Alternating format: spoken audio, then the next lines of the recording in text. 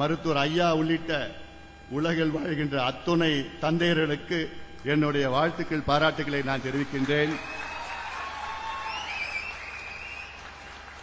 மருத்துவர் ஐயா அவர்கள் நீண்ட ஆயுளுடன் வாழ வேண்டும். 100 ஆண்டுகளுக்கு மேல் நல்ல ஆயுளுடன், நல்ல மன நிம்மதியுடன்,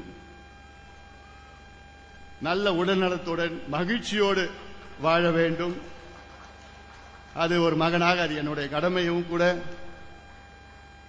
மருத்துவர் ஐயா அவர்கள் என் மீது ஏதாவது கோபம் இருந்தால், ஐயா அவர்களே தயவு செய்து என்னை மன்னித்துக் கொள்ளுங்கள்.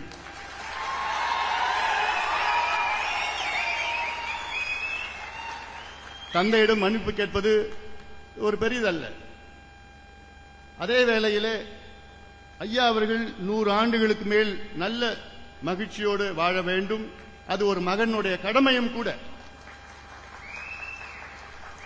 ஐயா அவர்கள் 10 ஆண்டுகளுக்கு முன்பு ஐயாவுக்கு பைபாஸ் நடந்தது. இன்னைக்கு ஐயாவுக்கு சுகர், பிபி எல்லாமே இருக்கு.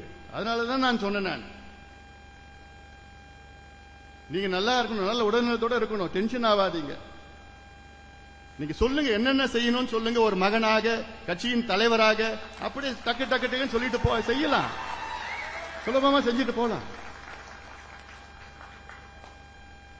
ஐயா அவர்களே வருத்தப்படாதீங்கள், கவலைப்படாதீங்கள், கோவப்படாதீங்கள். ஏன்னா இது நீங்க உருவாக்கின கட்சி. இது உங்களுடைய கனவுகளை நனவாக்குவோம். 45 ஆண்டு காலம் உழைப்பு, உங்களுடைய உழைப்பு சாதாரண உழைப்பு கிடையாது. நீங்கள் இன்று தேசிய தலைவர்.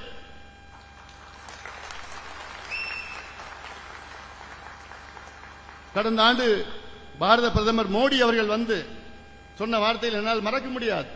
ஐயா, இந்தியாவிலே மூத்த அரசியல் தலைவர் ஐயா அவர்களே என்று சொன்னார். தமிழ்நாட்டில் சொல்ல, இந்திய அளவிலே அந்த மதிப்பு மரியாதை எல்லோருக்கும், எங்களுக்கு மட்டும் எல்லோருக்கும் இருக்கிறது.